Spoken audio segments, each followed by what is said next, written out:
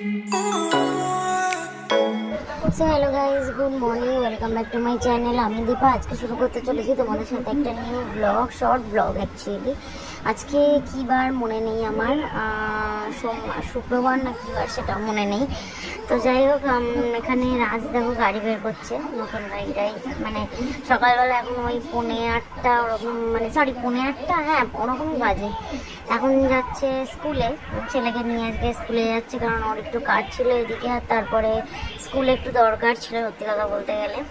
তো তবে এই দেখো নিউ গাড়িতে উঠে কি খুশি, ওর ঘুম পাচ্ছিল না, তো এদিকে নিউ গাড়িতে উঠে গেছে, ওর আনন্দ মানে আনন্দে ঘুম ভেঙে গেছে, ঘুম পাচ্ছিল তো বলার মতো না। তো চলো সারাদিন কি করি না করি তোমাদের সাথে শেয়ার করবো, তো সঙ্গে থাকো আর দেখতে থাকো। তো বাই দ্য ওয়ে, আজকে হচ্ছে আমার শ্বশুরমশাইয়ের বার্থডে, তাই জন্য তোমরা জানোই, যারা আমার মানে সাবস্ক্রাইব করা আছো তাছাড়া সবাই জানো যে আমাদের বাড়িতে, আমার শ্বশুর বাড়িতে সবারই বার্থডে পালন করা হয়। সে আমার বৌমাদের, মানে আমাদের বৌমাদের হোক বা শাশুড়ি শ্বশুর, সবার, ছেলেদের নাতি সবার।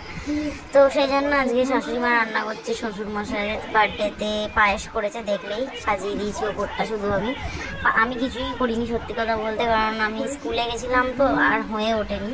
আর এখানে দেখো মেয়ে আমাদের হামাগুড়ি দিতে শিখে গেছে, বড় হয়ে গেল।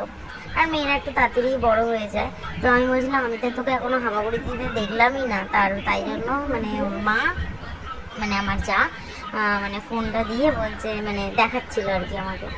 তো সেটাই তোমাদের দেখালাম। এই দেখো, তো আজকে মেনুতে ছিল বিরিয়ানি, মানে দম বিরিয়ানি, চিকেন দম বিরিয়ানি, আর হচ্ছে পায়েস, এই স্যালাড, এইসব মিষ্টি, মানে আমার শ্বশুরমশাইয়ের জন্য, আর 2 রকমের কোল্ড ড্রিঙ্কস এইসব। কেক এনেছিলাম, কেক অর্ডার দিয়েছিলাম। আর এই দেখো পুচকিটা সেই দিন এলো হয়ে আজকে আমার গুড়ি দিতে শিখে গেছে। তো আমি এটা অনেকদিন বাদে মানে ভয়েস দিচ্ছি, কারণ আমি টাইম পাইনি সত্যি কথা বলতে, একদম টাইম হয়ে ওঠে না। তো এই দেখো সাজানো হয়ে গেছে চারিদিকে। এই দেখো বিরিয়ানি, পায়েস, মিষ্টিটা আমি আসার সময় মানে রাজকে দিয়ে পাঠিয়ে দিয়েছিলাম, গুপ্তা দিয়ে কিনে।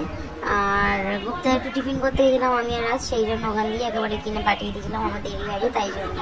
আর ওদিকে আছে স্যালাড, আর বাবা আম এনেছে, সেই আম। আর এখানে কেক, এই যে এই কেকটা অর্ডার দিয়েছিলাম বাবার জন্য, তো বাটারস্কচের এই কেকটা।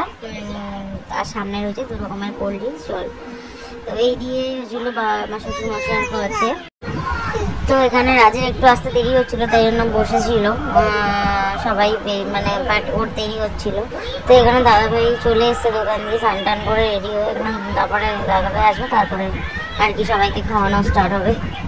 কেক তারপরে রাজ আসলে তারপরে আবার ওকেও খাওয়ানো হবে। তো যাই হোক, চলো দেখতে থাকো তোমরা, আশা করি তোমাদের ভালো লাগবে। আর খুব একটা বড় কঠিন বা বড় হয়নি ব্লগটা, বাই দ্য ওয়ে লেন্দি হয়নি, মানে অল্প টাইমের মধ্যে যেটুখানি পেরেছি মানে করেছি ভিডিও, কারণ একদম টাইম পাচ্ছি না সত্যি কথা বলতে গেলে।